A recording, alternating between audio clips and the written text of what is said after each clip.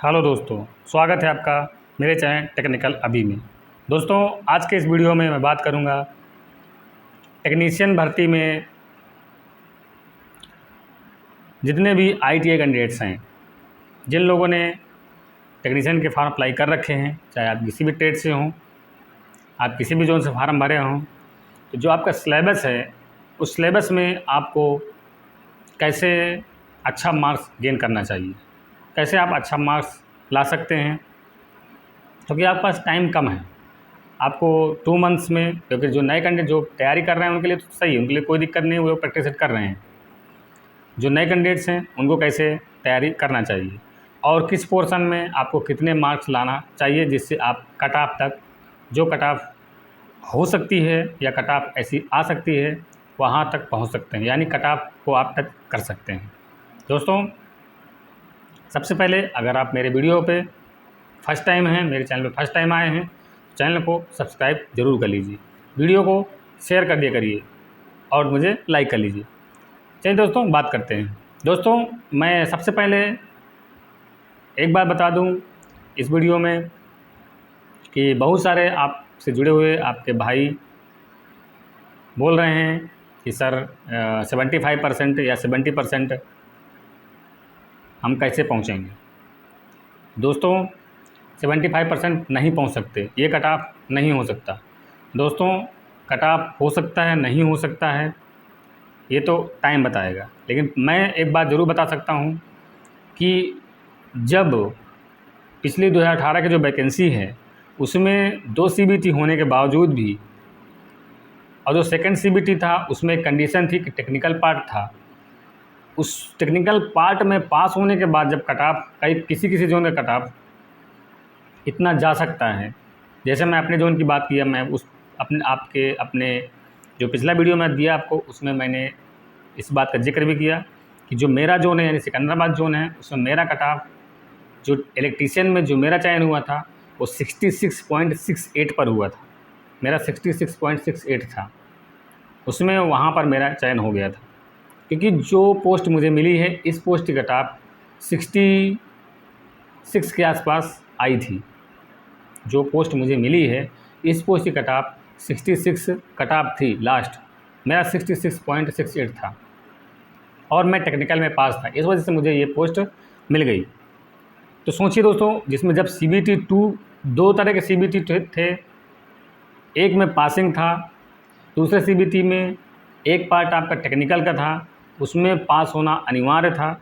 जब वहाँ पर इतना सी चीज़ें लागू थी 2018 में, अब वैकेंसी 36,000 वैकेंसी थी, आज कितनी वैकेंसी हैं? 14,000। ये 14,000 वैकेंसी और 36,000 वैकेंसी में कितना डिफरेंस है।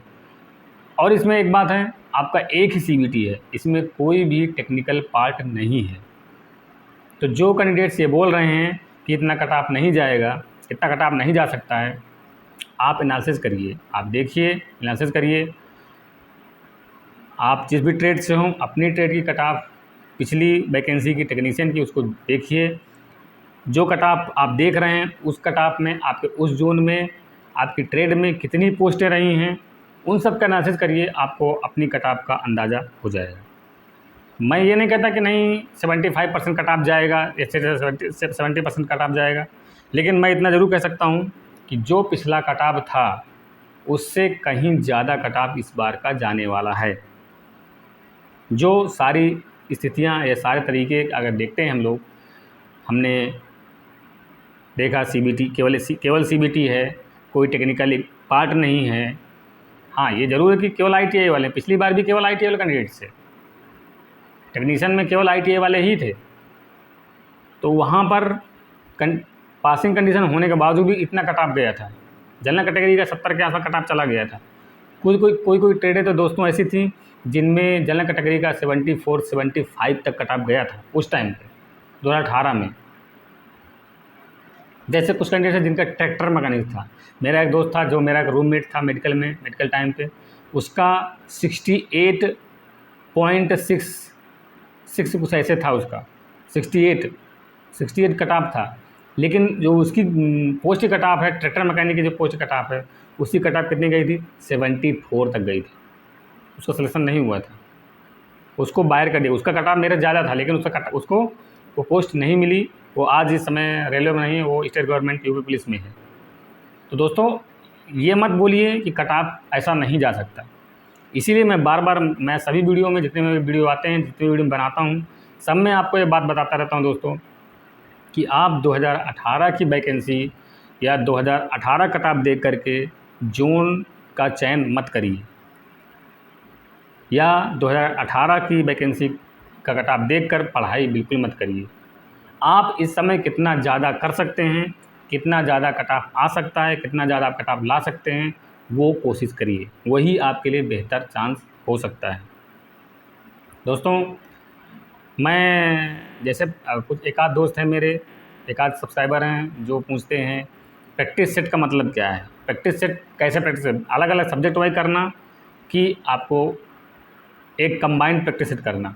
दोस्तों प्रैक्टिस सेट का मतलब होता है कंबाइंड सेट, यानी एक 100 अंक का पेपर जिसमें आपके मैथ्स भी हो 25 के हों, 25 का आपका रीजनिंग हो, 40 की साइंस हो और 10 नंबर का जनरल अवेयरनेस हो, जो आपका सिलेबस इसी बेस पर जो पैटर्न का प्रैक्टिस सेट हो आप उसको हल करिए। उसमें हल करिए, जिन लोगों की तैयारी कंप्लीट हो चुकी है वो केवल प्रैक्टिस सेट कर रहे हैं, वो लोग प्रैक्टिस सेट कर करके देखिए आपका कितना कट ऑफ जा रहा है, आपको कितना और पढ़ने की ज़रूरत है। आप ये मत सोचिए कि आपका बिल्डर ट्रेड है, आपके जहाँ से आपने फार्म भरा वहाँ पर तो 40 कट ऑफ गई थी, तो हमारा 50 आ रहा तो हमारा हो जाएगा।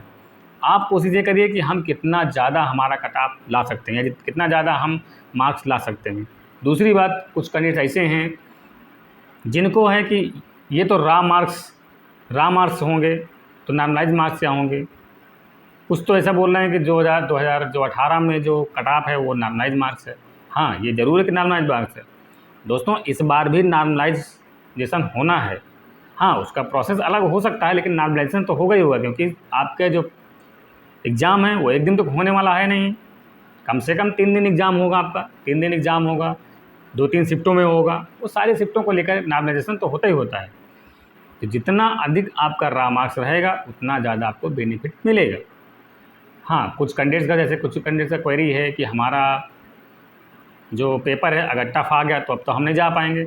ऐसा कुछ नहीं है, अगर आपका पेपर टफ़ आएगा, जितनी आपने प्रिपरेशन की है उस प्रिपरेशन के बेस पर अगर आपकी शिफ्ट का पेपर टफ़ आता है तो सबसे ज़्यादा बेनिफिट आप लोगों को ही होता है। यानी जिस शिफ्ट का पेपर टफ़ होगा उनको सबसे ज़्यादा बेनिफिट मिलता है। ये आप भी जानते हैं, या जो लोग पहले एग्ज़ाम दे चुके हैं वो लोग भी जानते हैं। तो दोस्तों मैं जो सिलेबस है उस सिलेबस के अनुसार आपको कितना अंक कवर करना चाहिए कि आप कट ऑफ तक पहुंच जाएं, या कट ऑफ आपकी वहां तक आ जाए। तो दोस्तों अगर मैं मैथमेटिक्स की बात करूं, जैसे आपका टेक्नीशियन ग्रेड 3 में मैथमेटिक्स का जो सिलेबस है उसमें आपको 25 मार्क्स या 25 नंबर की 25 क्वेश्चंस आने हैं। 1 नंबर पर क्वेश्चन आना है, यानी 25 नंबर की मैथमेटिक्स आनी है। अगर आप 25 नंबर में मिनिमम 20 नंबर्स का मैथमेटिक्स करते हैं, और करना पड़ेगा आपको, तभी आप ये मानिए कि आपके टेक्नीशियन की पोस्ट मिल सकती है।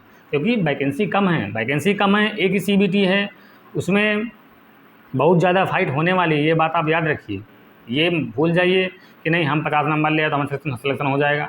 आप किसी भी ट्रेड से हों, कोई भी ITI ट्रेड हो आपकी, कोशिश ये करिए जितना ज़्यादा आप ला सकते हैं उतना आपके लिए बेहतर है। अगर आपका 50 अंक आ जा रहा है तो कोशिश ये करिए कि आप उसको 55 तक पहुंचाने की कोशिश करिए।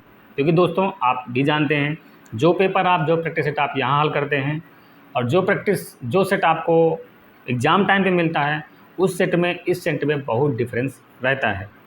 अगर आपकी प्रैक्टिस अच्छी रहेगी तो उसमें आपको हेल्प मिलेगी, और अगर यहाँ आप अच्छा कर रहे हैं डेफिनेटली वहाँ भी अच्छा कर सकते हैं। वहाँ पर आपकी शिफ्ट का पेपर टफ आया या कुछ डिफरेंस आया, थोड़ा बहुत अदर शिफ्ट से हार्ड आया, तो उसका एडवांटेज आपको मिलेगा ही मिलेगा, उसमें आपको कोई प्रॉब्लम नहीं होने वाली। बस आपको कोशिश करना चाहिए कि आप ज़्यादा से ज़्यादा जितना अच्छा कर पाएँ उतना आपके लिए बेहतर रहेगा।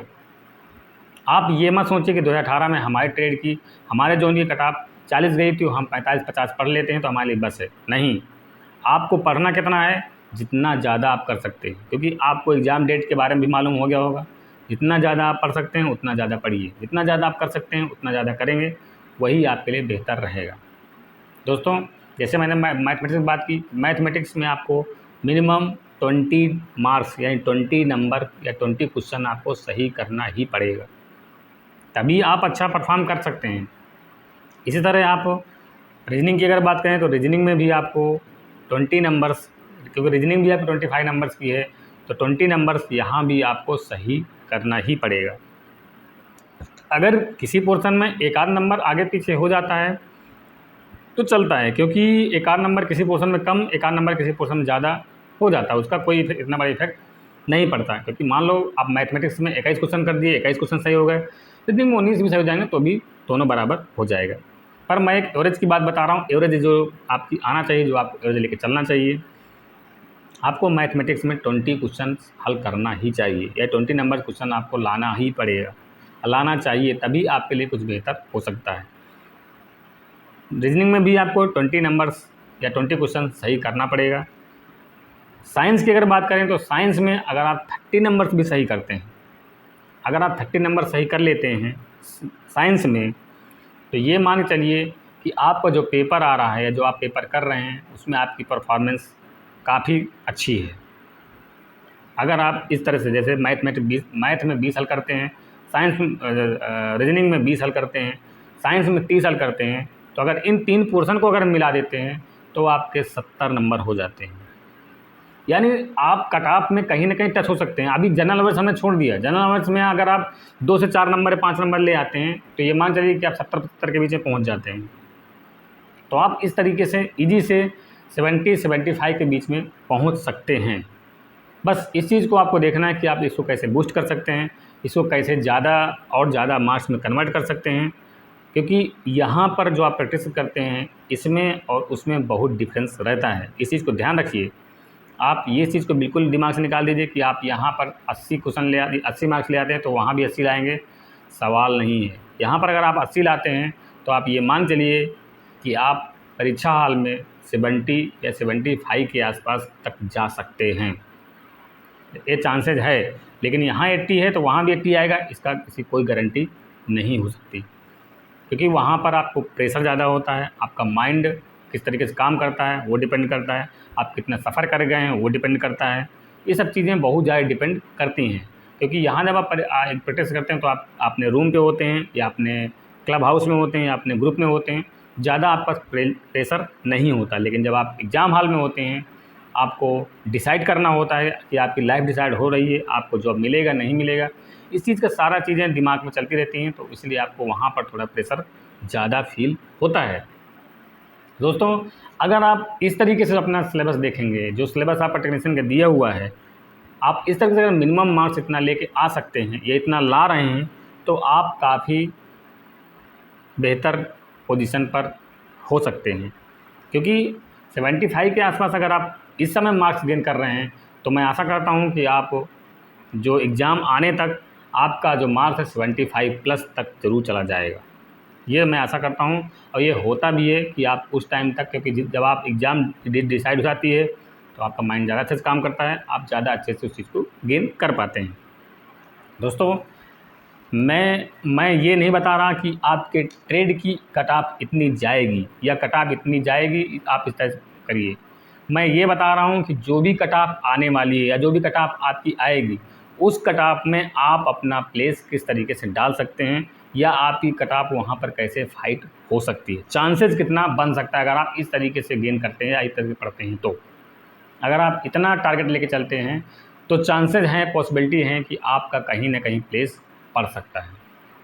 क्योंकि दोस्तों, मैं देखता हूँ बहुत सारे कैंडिडेट होते हैं, बहुत सारे अच्छे से होशियार कैंडिडेट आते हैं, लेकिन जब वो एग्ज़ाम हॉल में बैठते हैं तो उनका जो पेपर है बिल्कुल से एकदम बेकार हो जाता है। वो जब उनका रिजल्ट आता है तो मालूम होता है कि वो लोग फेल हो जाते हैं। तो 40% क्वेश्चन, जो 40% आपका पासिंग मार्क जनरल के लिए दिया है, यूआर के लिए दिया है, वो भी नहीं आप पार कर पाते। तो इस चीज़ को ध्यान रखिए, चाहे यूआर कैंडिडेट्स हों, चाहे ओबीसी हों, चाहे एससी हों, चाहे एसटी हों। हाँ, एसटी वाले एक बार ठीक है, एसटी वालों का ये होता है कि ठीक है, आप जिस भी ट्रेड से आपने फार्म भरा है उनमें कंपटीशन कम रहता है, एसटी कैंडिडेट्स में कंपटीशन कम रहता है। इस चीज़ को आप लोग सुन लीजिए, जितने भी एसटी कैंडिडेट्स हैं उनके लिए कंपटीशन थोड़ा कम रहता है।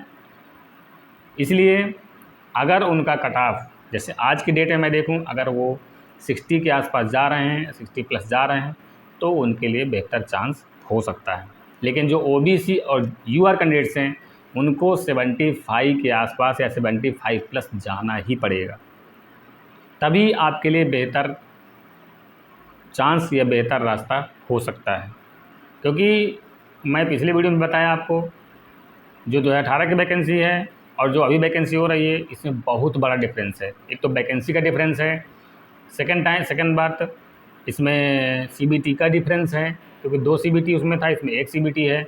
उसमें कंडीशन थी, इसमें कोई कंडीशन नहीं है। इन सब चीज़ों को देखते हुए आपका कट ऑफ ज़्यादा रहने वाला है, चाहे आप किसी भी ट्रेड से हों। सारे कैंडिडेट्स का कट ऑफ ज़्यादा रहने वाला है, चाहे UR के हों चाहे OBC के हों।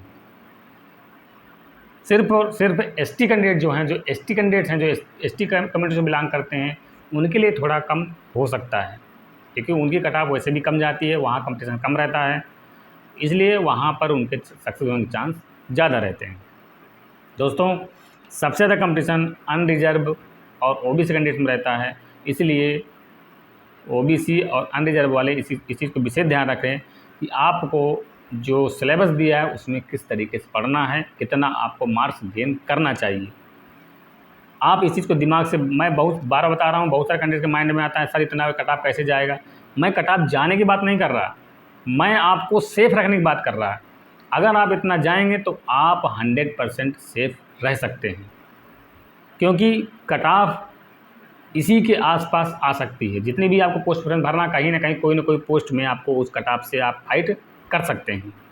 इसलिए, क्योंकि जो कट ऑफ के बारे में डिस्कशन कर रहे हैं कि आप इस रेंज में अगर रहेंगे तो आप, अगर आपने 10 पोस्टें भरी हैं, अगर आपने 7 पोस्टें भरी, अगर आपने 6 पोस्टें भरी हैं, तो अगर आपका रेंज इस हिसाब से है या इस कट ऑफ में रेंज है, तो कहीं ना कहीं किसी न किसी पोस्ट में आपको पोस्ट अलॉट हो सकती है। दोस्तों, ये एक कट ऑफ की बात हो गई। ये आपको जो सिलेबस है, उस सिलेबस में आपको किस तरीके से पढ़ना चाहिए, कैसे आप वहाँ तक पहुँच सकते हैं, यानी 75 तक कैसे आप पहुँच सकते हैं। उससे ज़्यादा आप भी जा सकते हैं, वो आप पर डिपेंड है, कितना आप पढ़ रहे हैं, कितना आप प्रिपरेशन कर पा रहे हैं, कितनी आपकी प्रिपरेशन ज़्यादा अच्छी है, ये सब चीज़ें आप अच्छे से दे सकते हैं। और जिसको फालतू का दिमाग लगाना है कि नहीं इतना कट ऑफ नहीं जाएगा, ये हो जाएगा, वो हो जाएगा, वो आपकी मर्ज़ी। क्योंकि दोस्तों, एक चीज़ ध्यान रखना, एक चीज़ याद रखना इस बात को, मेरी बात को, कि आपकी कट ऑफ कम है तो आपके सक्सेस होने के चांस उतने कम हो जाते हैं। आपकी कट ऑफ जितना ज़्यादा रहेगी या जितना आप मार्क्स ज़्यादा गेन कर पाएंगे, उतना सक्सेस होने के चांस आपके ज़्यादा रहेंगे। इस चीज़ को ध्यान रखिए। आप ये मत सोचिए कि हमें सिर्फ अपनी ये कट ऑफ को पार करना है, नहीं, हम कितना अधिक कर सकते हैं, कितना अधिक हम मार्क्स ला सकते हैं, कितना अधिक हम पेपर अपना सही कर सकते हैं। और एक चीज़ को ध्यान रखिए, आपको 90 मिनट में 100 क्वेश्चन करने हैं, तो इस चीज़ को विशेष सभी लोग ध्यान रखिए। यानी आपको 1 मिनट भी नहीं मिल रहा एक क्वेश्चन सॉल्व करने के लिए, 1 मिनट से कम टाइम पे आपको एक क्वेश्चन सॉल्व करना है। तो आपको अपनी स्पीड देखना है और अपना करेक्शन भी देखना है कि आप कितनी स्पीड में कितना अच्छा से परफॉर्म कर पा रहे हैं, आपका जो माइंड है वो कितना एक्टिवेट है। इन सब चीज़ों को अच्छे से आप अपने आप को रिकवर रखिए, अच्छा अपना ठीक रखिए और अच्छा से पढ़ते रहिए। दोस्तों, आशा करता हूँ आपको ये एनालिसिस पसंद आएगा। इस एनालिसिस में कहीं कोई आपको प्रॉब्लम हो रही, कहीं कोई दिक्कत हो रही है, और हाँ, जितने भी कैंडिडेट्स हैं, अगर आपको प्रैक्टिस हल करने में या कोई बुक परचेज़ करने में कहीं कोई प्रॉब्लम हो रही, कहीं दिक्कत हो रही है, आपको कैसे प्रैक्टिस करना चाहिए, उसमें क्या देखना चाहिए, कोई प्रैक्टिस सेट आप नहीं ले पा रहे हैं या चूज़ नहीं कर पा रहे हैं, कहीं पर भी आपको कोई उलझन है, कोई दिक्कत है, हम लोग आपके साथ हैं, आप हमें कमेंट करिए। मैं कोशिश करता हूँ कि ज़्यादातर लोगों को रिप्लाई कर सकूँ, पर किसी रीज़न से रिप्लाई नहीं हो पाता। फिर भी मैं वीडियो लेके आपको सजेस्ट करता रहता हूँ, बताता रहता हूँ कि आपको किस तरीके से पढ़ना है, आपको कितना पढ़ना है, कितना आपको गेन करना है, किस हिसाब से आपको आना चाहिए, जिससे आपकी सक्सेस होने की पॉसिबिलिटी ज़्यादा हो जाए या पॉसिबिलिटी ज़्यादा रहे। इन सब चीज़ों को मैं डिस्कशन करता रहता हूँ बीच बीच में। आशा करता हूँ आपको ये चीज़ें पसंद आएँगी। कोई क्वेरी है, कोई प्रॉब्लम है, आप मुझे कमेंट करिए और मेरे वीडियो को शेयर ज़रूर कर दीजिए और चैनल सब्सक्राइब कर जाया करिए। सभी लोग चैनल सब्सक्राइब कर लीजिए, उसके बाद जाया करिए, अच्छे से देखिए, अच्छा पढ़िए, आइए हमारे साथ जुड़िए। इंडियन रेलवे में आपका स्वागत है। दोस्तों, आशा करता हूँ आपको सब चीज़ें पसंद आएंगी। मिलते हैं अगले वीडियो में अगले नए टॉपिक के साथ, तब तक के लिए जय हिंद।